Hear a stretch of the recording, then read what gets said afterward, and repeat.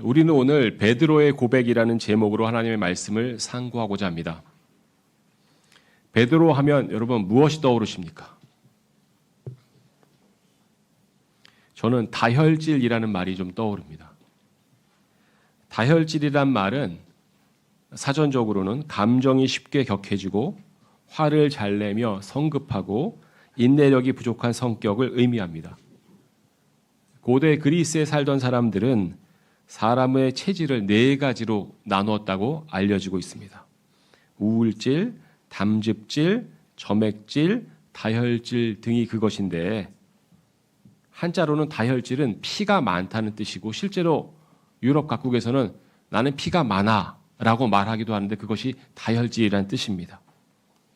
이 다혈질 성격에 단점만 있는 것은 아닐 것입니다. 사교성도 뛰어나고 에너지도 충만하고 빠르게 상황에 적응하고 창의성도 있는 사람이라고 할 수 있는데 저는 개인적으로 세계 인구 분포를 볼 때 우리나라에는 좀 다혈질에 해당하는 사람이 다른 나라보다 좀 더 많지 않을까라고 생각을 했습니다. 자, 베드로는 어떤 사람입니까? 베드로라는 말, 이름은 그리스어 페트로스에서 시작했고요. 이 페트로스라는 말은 돌이란 뜻입니다. 예수님께서는 베드로에게 나중에 게바라고도 이름을 지어주셨는데 이것은 아람어로, 히브리어의 방언이죠. 아람어로 역시 돌이란 뜻입니다. 그리고 이 베드로는 원래 예수님 따르기 전에 이름은 시몬이었습니다. 그러니까 시몬이라는 이름도 있고 게바라는 이름도 있고 베드로라는 이름도 있는데 시몬은 히브리어에 해당하는 원래 이스라엘 사람들이 많이 쓰는 이름이었고 게바는 아람어로 돌이란 뜻이었고 베드로는 그리스어로 돌이란 뜻입니다. 베드로는 갈릴리 출신이었고 직업은 어부였습니다. 물고기 잡는 사람이었습니다. 아마 당시 문화나 사회적인 상황으로 보면 그리 좋은 가문이거나 그리 좋은 대단한 신분을 가진 사람이라고 보기는 어렵습니다. 아마 경제적으로 대단히 부유하거나 교육을 대단히 잘 받았거나 학식이 대단히 뛰어난 사람도 아니었을 것입니다. 이 베드로는 크게 3번의 고백을 성경에서 보여주고 있습니다. 우리는 오늘 이 3번의 고백을 살펴보고 그 고백의 내용이 무엇이었고 특징이 무엇이었는지 고찰해보고 상고해보고 우리에게 적용할 부분은 없나, 우리의 상황과 맞닿아 있는 부분은 없나, 그 부분을 같이 한번 여러분과 말씀을 나눠보고자 합니다. 베드로 고백의 3가지로 흔히 구분할 때 첫 번째는 솔직한 고백이라고 명명할 수 있습니다. 그 솔직한 고백의 내용은 누가복음 5장 8절에 나옵니다. 누가복음 5장 8절. 같이 한번 읽어볼까요? 시작.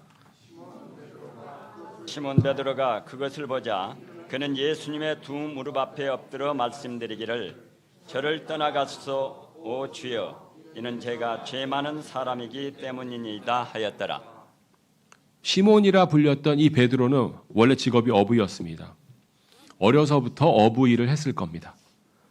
물고기 잡는 일을 마치고 갈릴리 바다라고도 불리는 게네사렛 호숫가에서, 그러니까 갈릴리 바다는 다른 말로 게네사렛 호수다 이렇게도 불렀습니다. 사실은 호수처럼, 호수이죠. 호수인데 바다처럼 커서 바다라고도 부르고 호수라고도 부르고, 게네사렛 호수라는 말은 어원적으로는 하프 모양처럼 생겼기 때문에 히브리 말로 하프가 길이라고 부르는데 하프 모양처럼 생겼기 때문에 게네사렛이라는 말이 나왔고요.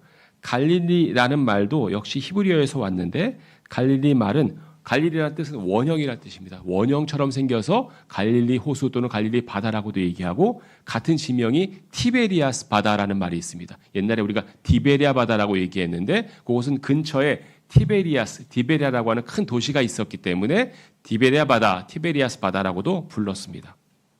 결국 같은 이름인데요. 여기에서 예수님께서 나타나셔서 베드로에게 초청을 하시게 되죠. 그리고 베드로 선박에서 베드로의 배에서 백성을 가르치게 됩니다. 그리고 말씀을 마치시고 난 다음에 시몬 베드로에게 깊은 곳으로 진출해서 깊은 곳으로 나아가서 그물을 던지라고 이야기하시죠. 그 내용이 누가복음 5장 4절에 나옵니다. 누가복음 5장 4절 같이 읽어볼까요? 시작. 이제 그분께서 말씀을 마치신 후에 친히 시몬에게 이르시기를 깊은 곳으로 진출하라. 그리고 너희의 그물들을 내리고 한 차례 끌어올리라 하셨느니라. 고기 잡는 일이 끝나고 이제 그물 정리를 하고 있었습니다. 밤새 물고기를 잡았습니다. 그런데 아무것도 잡지 못했습니다. 여러분 밤 낚시 좋아하는 분 계시나요? 물고기가 보통 밤에 많이 잡히는 것 같아요. 그래서 갈릴리 바다에서도 밤새 물고기를 잘 아는 어부 베드로가 물고기를 잡았는데 하나도 못 잡았고, 그래서 이제 어구 정리하는 시간입니다. 그런데 예수님께서 다시 배를 끌고 나가서 그물들을 내리라고 말씀하십니다. 우리도 하나님의 말씀을 볼 때 도저히 합리적인 생각으로는 순종할 수 없을 것 같은 내용들이 있습니다. 말씀에 글이 되어 있지만 따르기 힘든 말씀도 있습니다. 그때 여러분은 어떻게 하십니까? 오늘 베드로는 순종을 하고 있습니다. 누가복음 5장 5절 말씀입니다. 같이 읽어볼까요? 시작. 그러자 시몬이 그분께 대답하며 말씀드리기를 스승님, 우리가 밤새 애써 일하였는데 아무것도 잡지 못하였나이다.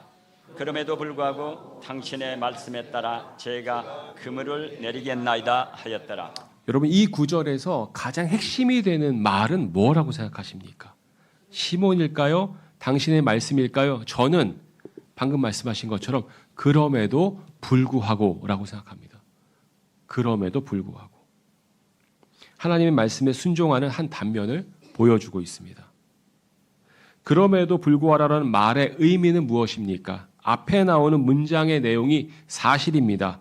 그래서 마땅히 결과적으로 해야 하는 것이 있지만 하지 않을 때 쓰는 말입니다.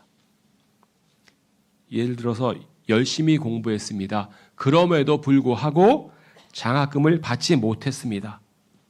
이 문장에서 열심히 공부했을 경우에 열심히 공부하면 장학금을 받는 것이 합리적이고 이성적이고 올바른 결과 같은데 그 반대의 결과가 나왔을 때 그럼에도 불구하고 장학금을 받지 못했다고 얘기합니다.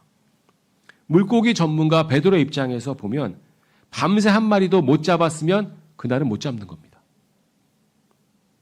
무슨 일인지 모르겠지만 물고기가 그 인근 바다에 없거나 움직이지 않아서 잡을 수 없는 것입니다. 이성적이고 합리적인 선택은 베드로의 경험에 따르는 겁니다.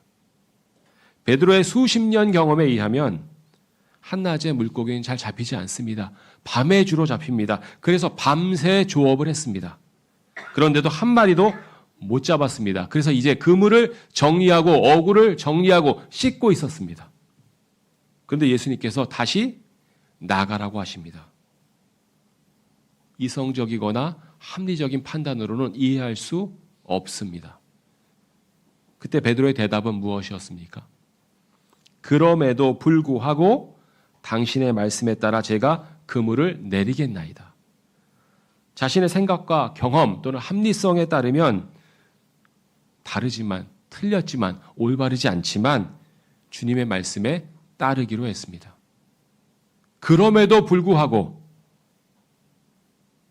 여러분은 쉽습니까? 저는 어렵습니다. 이거 쉽지 않습니다. 하나님의 말씀에 항상 늘 순종한다는 것 쉽지 않습니다. 세상의 견해도 있고 친구의 견해도 있고 친지의 견해도 있고 합리적이고 이성적인 판단도 있을 수 있습니다. 다양한 경험에 따른 판단도 있을 수 있습니다. 여러분 자신의 경험과 합리적인 이성에 따른 판단도 있을 수 있습니다. 그럼에도 불구하고 하나님의 말씀에 순종하는 모범을 성경은 보여주고 있습니다. 성경은 그럼에도 불구하고 예수님의 말씀에 따라 순종하는 베드로를 보여주고 있습니다.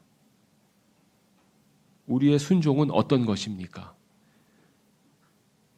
우리도 베드로처럼 우리의 경험이나 이성, 합리성, 친구나 세상이 주는 조언에도 불구하고 하나님의 말씀에 따르고 있습니까?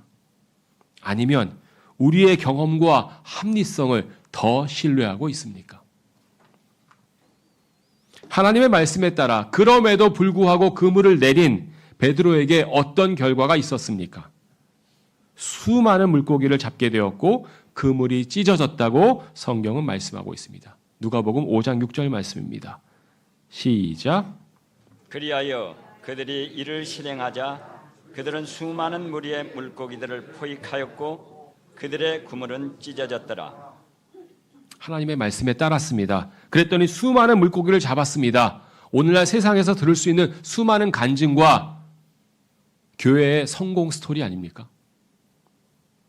그러면 베드로는 어찌해야 될까요? 우리가 생각하는 순리대로라면 의기양양, 감사 이랬을 것 같은데요.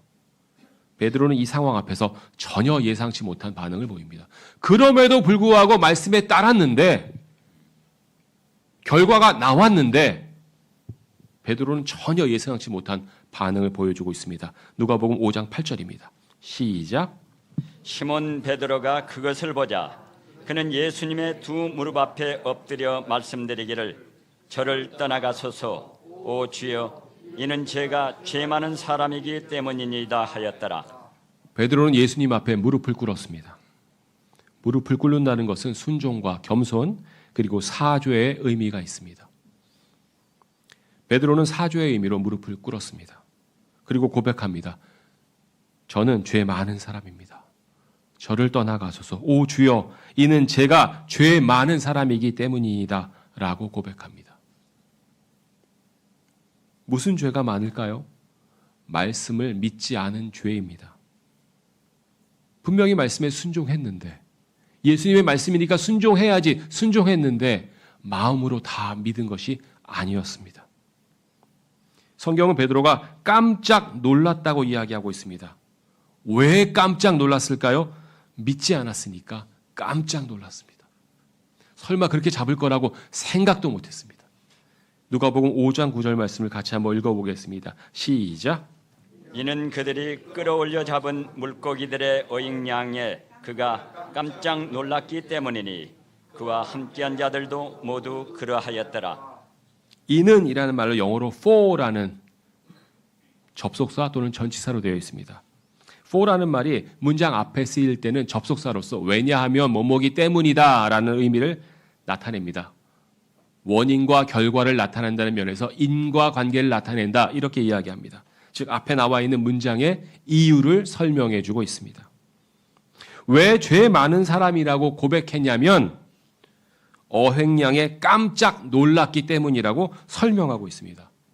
왜 깜짝 놀랐습니까? 그렇게 생각하지 않았기 때문입니다.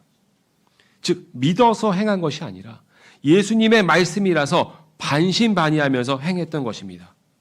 그래서 스스로 말씀을 믿지 않는 죄를 범했다고 고백하고 있는 것입니다. 솔직하고 용기 있지 않습니까? 교회 다닌 지 오래되었다고 하는 저도, 말씀 본 지 오래되었다고 하는 저도 가끔 정말 믿음으로 순종하는가 아니면 순종해야 하니까 순종하는가라고 스스로 생각할 때가 있는데 여러분의 순종은 어떠십니까? 자신의 잘못과 죄를 시인하고 고백하는 용기를 우리는 다시 한번 상고해야 할 것입니다. 자신의 잘못을 숨기기보다는 주 예수님 앞에서 고백하고 용서를 청하고 있습니다. 여러분도 하나님 앞에서 자신이 죄인임을 고백한 적이 있으십니까? 죄인임을 한번 고백하고 구원받았는데 그래도 여전히 죄인임을 고백하고 용서를 구한 적이 있으십니까? 오늘 베드로는 겸손하게 솔직하게 주님 앞에서 자신이 죄인임을 고백하고 있습니다. 베드로의 첫 번째 고백은 솔직한 고백이었고 그 내용은 자신의 죄인임을 인정하는 것이었습니다. 베드로의 두 번째 고백은 승리의 고백입니다. 마태복음 16장 15절 16절에 베드로의 유명한 고백이 나와 있습니다. 마태복음 16장 15, 16절 말씀입니다. 두 번째 고백, 승리의 고백 같이 한번 읽어보시겠습니다. 시작.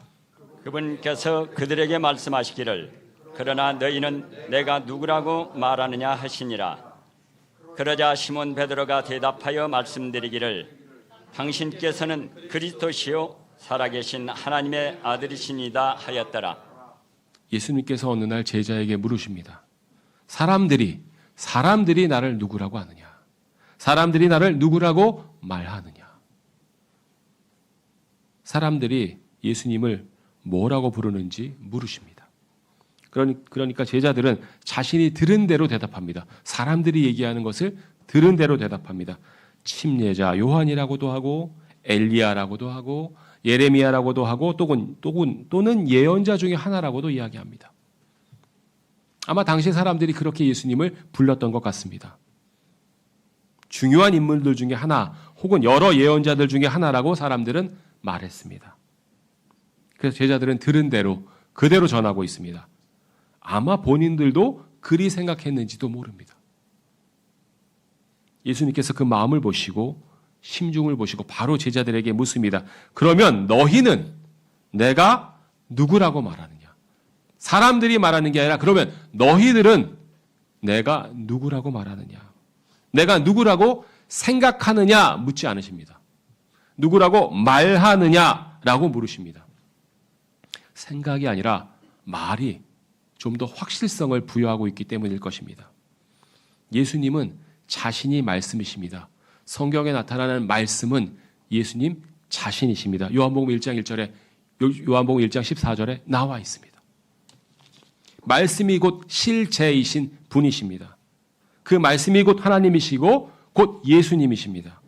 그래서 예수님은 제자들이 자신을 무엇이라고 믿고 생각하고 있으며 그래서 어떻게 말하는지를 물으십니다.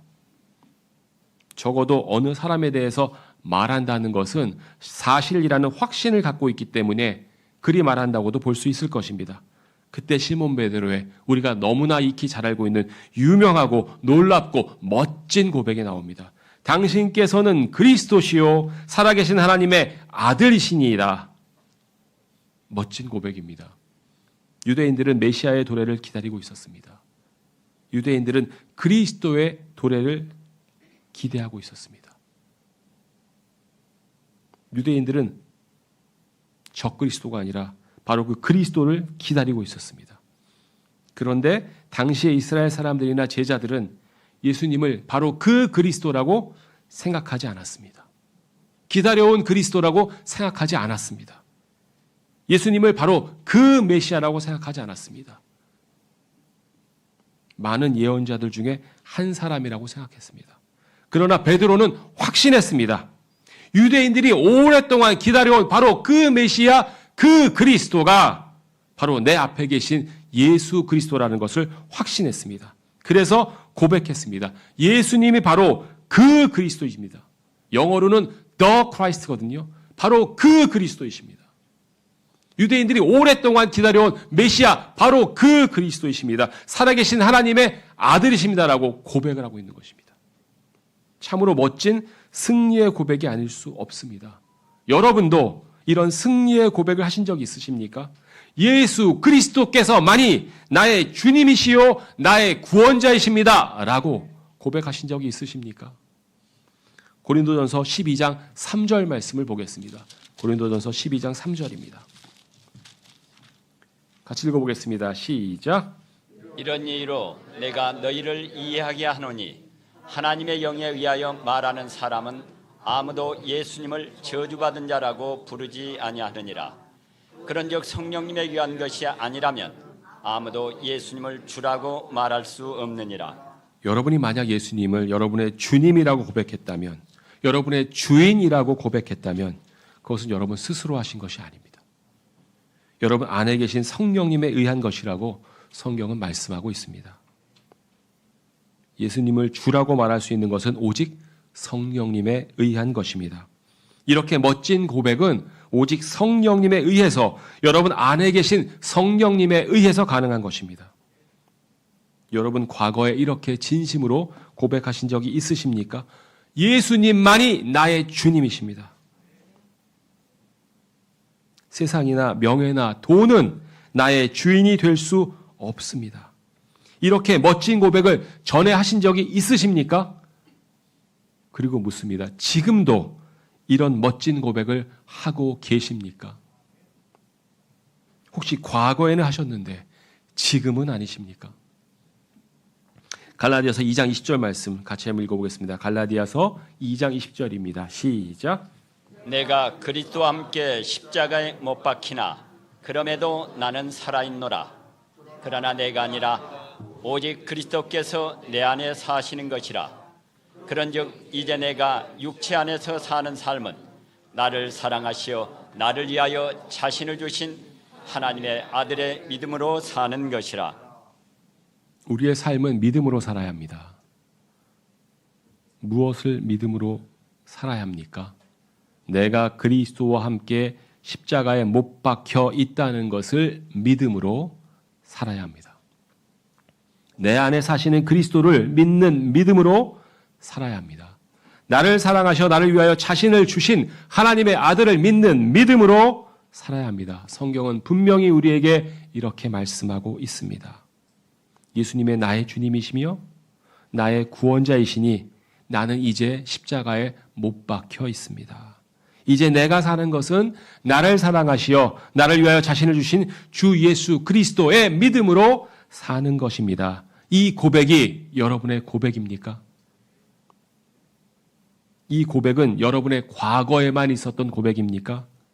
아니면 여전히 현재에도 유효한 고백입니까? 성경은 우리가 현재형으로 십자가에 못 박혀 있다고 말씀하고 있습니다. 영어로는 I am crucified. 지금 현재 못 박혀 있다고 말씀하고 있습니다.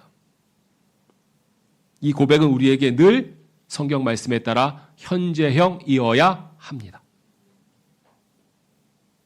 아직 한 번도 안 하신 분이 계시다면 바로 오늘 여러분에게 그 고백이 있기를 바랍니다. 또 혹시 과거에는 유효한 고백이었는데 현재는 아니시라면, 그런 분이 계시다면 오늘 현재에도 유효한 고백이 되시기를 바랍니다. 왜냐하면 하나님의 말씀이 현재 우리에게 분명히 적용되고 있기 때문입니다. 우리는 현재형으로 그리스도와 함께 십자가에 못 박혀 있기 때문입니다. 그래서 두 번째 베드로의 고백은 승리의 고백이었습니다. 구원받은 이후 여러분에게도 이런 승리의 고백이 있으셨습니까? 그런데 한 번 승리의 고백은 영원한 승리의 고백인가요? 한 번 이렇게 멋진 고백을 한 사람은 죽을 때까지 그 고백이 유효할까요? 베드로를 보면 꼭 그런 것 같지 않습니다. 오늘 베드로의 실패를 상고하는 이유는 우리 자신의 모습을 되돌아보기 위함입니다. 마태복음 26장에 보면 베드로의 실패가 기록되어 있습니다. 마태복음 26장 69절부터 70절까지의 말씀입니다. 마태복음 26장 69절부터 70절까지의 말씀. 같이 읽어보겠습니다. 시작. 이때 베드로는 관저의 바깥에 앉아 있었더라. 그런데 젊은 여인이 그에게 와서 말하기를 당신 역시 갈릴리에 예수와 함께 있었도다 하였더라. 그러나 그는 그들 모두 앞에서 부인하며 말하기를 나는 네가 무슨 말을 하는지 모르노라 하였더라. 예수님은 죽음을 앞두시고 대제사장 앞에서 모욕을 당하고 계셨습니다. 대제사장 카야파스 무리는 예수님을 붙잡아 대제사장 관저로 압송했습니다. 베드로는 자신도 붙잡힐까 봐 멀찍이 떨어져서 대제사장의 관저까지 예수님을 따라갔습니다. 그리고 그 결말을 보고자 대제사장의 종들과 함께 앉았습니다. 좀 추웠던 것 같아요. 숯불을 쬐며 앉아 있었다고 성경은 기록하고 있습니다. 그때 한 여인이 베드로가 예수님을 따르는 자였다고 말합니다. 이때 베드로는 두려워서 예수님을 부인합니다. 여기에서 끝나지 않습니다. 마태복음 26장 72절 같이 읽어보겠습니다. 시작. 그러자 다시금 그가 맹세로 부인하며 나는 그 사람을 모르노라 하였더라. 또 다른 하녀가 베드로를 보고 말합니다. 베드로도 나사렛 예수와 함께 있었던 사람이다. 이리 말하니까 베드로는 또 목숨의 위협을 느낍니다. 그래서 부인합니다. 예수님을 부인하는 것으로 모자라 맹세하며 부인합니다. 여기서 끝입니까? 아닙니다. 마태복음 26장 74절 같이 읽어보겠습니다. 시작. 그때 그가 저주하고 맹세하기 시작하며 말하기를 나는 그 사람을 모르노라 하였더라. 그러자 즉시 수탉이 울었더라. 이제 다른 자들이 베드로의 말투를 들어서 너 말투가 예수님하고 비슷한데 같은 고향 아니야? 따르던 사람 아니야? 지적합니다. 목숨의 위협 앞에서 베드로는 예수님을 저주합니다. 처음에는 그냥 말합니다. 두 번째는 맹세하며 말합니다. 세 번째는 저주하며 맹세하며 말합니다. 나는 그 사람을 모르노라. 나는 예수님을 모른다. 예수님을 부인합니다. 베드로의 부인에 대해서 어떻게 생각하십니까? 여러분과 무관한 일입니까? 여러분과 가까운 일입니까? 죄 앞에 무력한 자신의 모습에서 우리는 베드로의 실패 가운데 있는 우리의 모습을 볼 수 있습니다. 기회와 여건이 주어지지 않았을 뿐, 목숨의 위협이 아직 없었을 뿐, 만약 우리에게도 이와 같은 목숨의 위협이 주어진다면 우리는 어떤 말을 하게 될까요? 목숨의 위협이 없는데도 죄를 선택하고 세상을 선택한다면 우리가 과연 베드로보다 더 우월하거나 낫다고 할 수 있을까요? 우리는 베드로의 실패를 통해서 우리 자신의 모습을 겸손히 되돌아봐야 합니다. 선택의 순간에서 예수님을 부인하고 세상을 선택한 적은 없으십니까? 혹은 지금 현재 주어진 선택의 순간에서 예수님을 부인하고 세상을 선택할 위험은 없습니까? 또는 앞으로 다가올 선택의 순간에서 우리는 예수님을 부인할 것입니까? 시인할 것입니까? 세상을 선택하고 죄를 선택한다면 우리는 예수님과 예수님의 사랑을 부인하는 자입니다. 여기에서 우리가 주목할 것은 베드로에게 승리의 고백이 있었지만 그 뒤에 실패가 이어졌다는 사실입니다. 베드로는 죄인임을 고백했습니다. 그리고 예수님을 따르며 가르침을 받고 확신을 얻어 승리의 고백을 했습니다. 그런데 그 고백이 한 번 하고 평생 이어지는 것이 아니었습니다. 다시 실패의 나락으로 떨어졌습니다. 차마 예수님을 볼 면목도 없는 사람이 되었습니다. 저주까지 하며 부인했으니 무슨 면목으로 예수님을 뵙겠습니까? 스스로 무가치한 사람으로 절망에 빠졌을 것입니다. 성경은 그래서 그가 통곡하며 울었다. weep bitterly. 아주 슬프게 울었다라고 기록하고 있습니다. 그런 베드로를 예수님은 그대로 내버려 두지 않았습니다. 베드로가 예수님께 드리는 세 번째 고백은 바로 이 상황에서 나옵니다. 이 고백은 사랑의 고백입니다. 요한복음 21장 6절 말씀 같이 한번 읽어보겠습니다. 요한복음 21장 6절 시작. 그러자 그분께서 그들에게 말씀하시기를 그 선박에 우측에 그물을 던지라. 그리하면 너희가 찾아내리라 하셨느니라. 그러므로 그들이 던졌는데 이때 물고기들의 무리로 인하여 그들이 그것을 끌어당길 수 없었더라. 예수님께서 처음 베드로가 예수님을 만났을 때처럼 말씀하십니다. 비교가 되고 대조가 돼요. 그물을 던지라. 그래서 그물을 던졌는데 그물로 끌어당길 수 없을 만큼 잡았습니다. 처음 뵀을 때하고 똑같아요. 베드로는 처음에 말씀하신 분이 예수님인 줄 몰랐습니다. 그런데 이 사건을 경험하고 요한의 이야기를 들었을 때 바로 알아차렸습니다. 요한복음 21장 7절 말씀 같이 읽어볼까요? 시작. 그러므로 예수님께서 사랑하신 그 제자가 베드로에게 말하기를 그분은 주시로다 하니라. 이제 시몬 베드로가 그분이 주이신 것을 들었을 때 그는 자신의 몸에 어부용 웃옷을 둘렀고 이는 그가 벗고 있었기 때문이라. 자기 몸을 바닷속으로 던졌더라. 예수님께 사랑하신 그 제자가 바로 요한인데 베드로는 예수님을 빨리 뵙고 싶은 마음에 바닷속으로 몸을 던져 수영을 합니다. 부끄럽고 죄송했을 것입니다. 그러나 베드로는 그 감정에 얽매이거나 머무르지 않았습니다. 우리가 하나님께 잘못을 했을 때, 죄를 지었을 때 할 수 있는 제일 어리석은 행동은 그 죄 가운데 머물러 있는 것입니다. 가장 지혜로운 행동은 죄를 자백하고 주님께로 나아오는 것입니다. 베드로는 바로 이 가장 지혜로운 행동을 택했습니다. 예수님께서 육지에서 제자들을 위해 준비하신 것은 무엇입니까? 숯불과 물고기와 빵을 준비하셨습니다. 요한복음 21장 9절 말씀입니다. 시작. 그때 그들이 육지에 도달하자마자 그들은 거기서 숯불과 그 위에 놓인 물고기와 빵을 보았더라. 베드로는 뜨끔했습니다. 자신의 실패 이후에 숯불만 보면 뜨끔했을 것입니다. 숯불에서 자신을 비방하는 자 그리고 예수님을 부인하던 자와 같이 있던 때 옆에 있던 것이 숯불이었기 때문입니다. 자신이 예수님 부인했던 장소가 대제사장의 관저 옆에 숯불이었기 때문에 똑같은 말이 요한복음 18장 18절에도 숯불이 나오고 21장에도 숯불이 나오는 그 숯불 상황을 기억하게 했을 것입니다.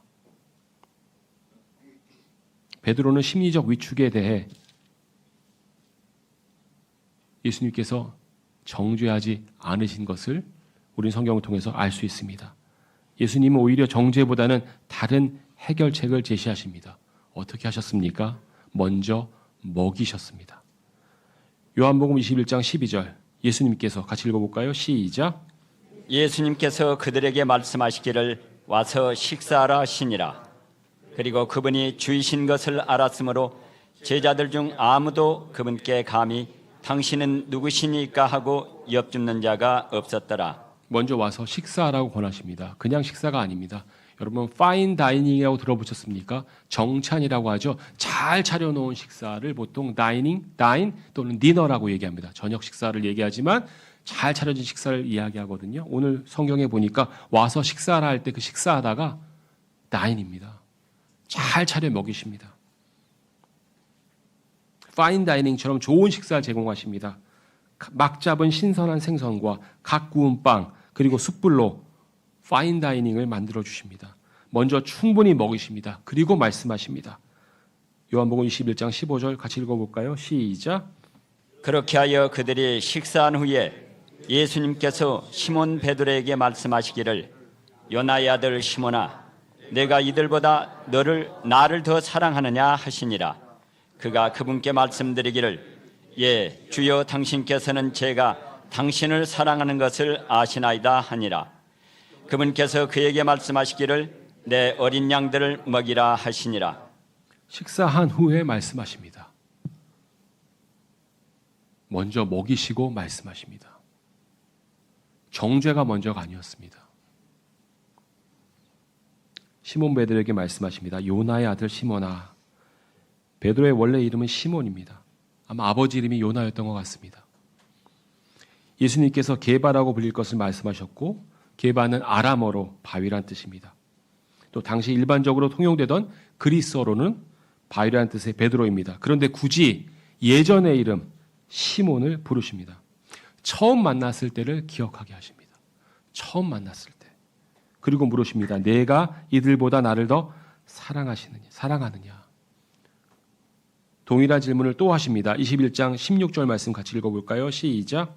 그분께서 그에게 다시 두 번째로 말씀하시기를 요나의 아들 시몬아 내가 나를 사랑하느냐 하시니라. 그가 그분께 말씀드리기를 예 주여 당신께서는 제가 당신을 사랑하는 것을 아시나이다 하니라. 그분께서 그에게 말씀하시기를 내 양들을 먹이라 하시니라. 동일한 질문입니다. 베드로의 대답도 동일합니다. 다만 차이가 있다면 어린 양이라고 처음에 물으셨거든요. lambs라고.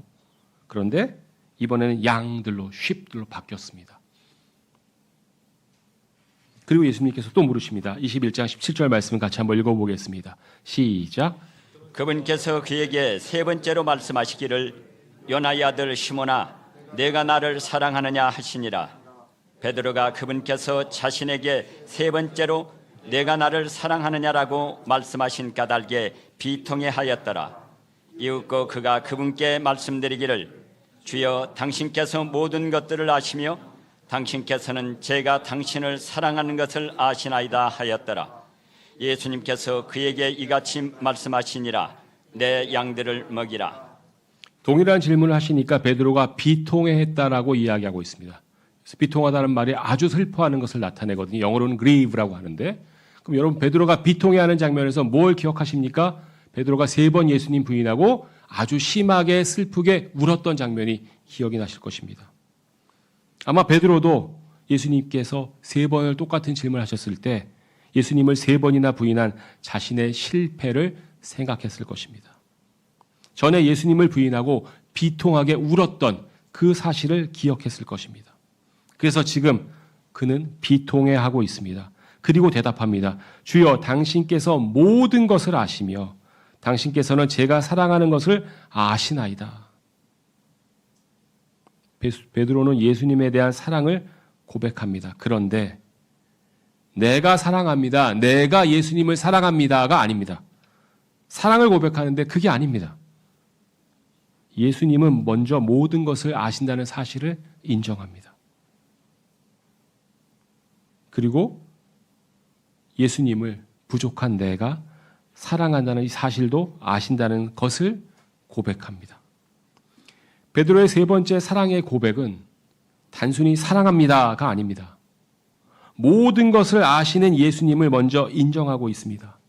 예수님께서 특히 베드로의 어떤 점을 잘 알고 계실까요? 순수한 마음과 열정을 알고 계실 것입니다. 그런데 또한 목숨의 위협 앞에서 한없이 나약한 인간 베드로를 예수님은 너무나 잘 알고 계십니다. 그것을 먼저 인정합니다. 여러분도 예수님을 사랑하십니까? 세상보다 예수님을 더 사랑하십니까? 그러면 먼저 예수님께서 여러분을 잘 알고 계시다는 이 사실을 인정하십시오. 예수님은 모든 것들을 아십니다. 여러분의 약함과 상처와 어려움을 누구보다도 잘 아십니다. 그 사실을 인정하십시오. 심지어 우리가 예수님을 얼마나 사랑하는지도 아십니다.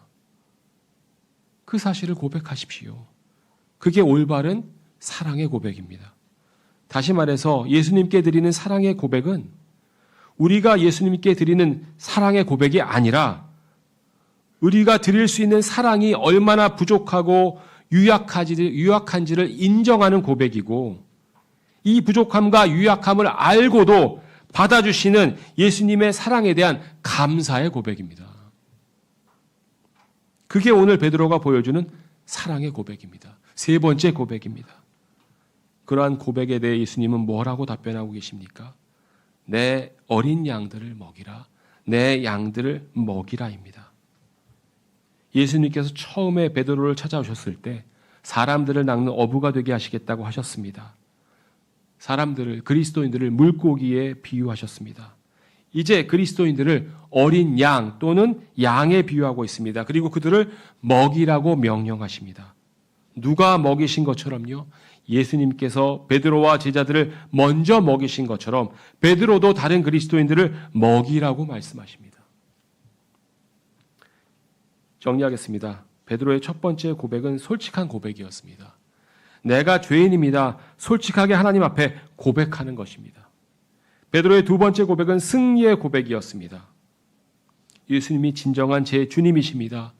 주 예수 그리스도가 나의 주인이시며 나는 예수님과 함께 십자가에 못 박혀 있고 육신에 굴복하지 않으며 승리를 선언하는 승리의 고백이었습니다.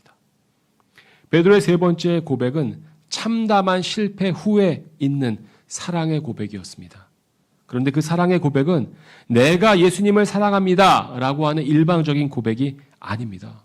먼저 예수님께서 모든 것을 아신다는 전제와 인정이 있습니다. 나의 약함과 부족함과 실패를 인정하는 전제가 있습니다. 그 모든 부족함과 죄를 아시는 예수님께서 내가 드릴 수 있는 사랑이 얼마나 부족한 것인지를 알고 계신다는 그 사실을 인정하는 고백이고, 우리의 약함과 실패와 부족함을 있는 그대로 받아주시는 하나님께 감사드리는 그 감사의 고백입니다. 따라서 베드로의 고백은 우리의 사랑을 고백하는 것이 아니라 예수님께서 우리에게 베풀어 주신 사랑을 고백하는 것이었습니다. 사랑하는 형제 자매 여러분, 여러분은 예수님께 어떤 고백을 드리시겠습니까? 내가 죄인입니다. 솔직한 고백을 드리셨습니까?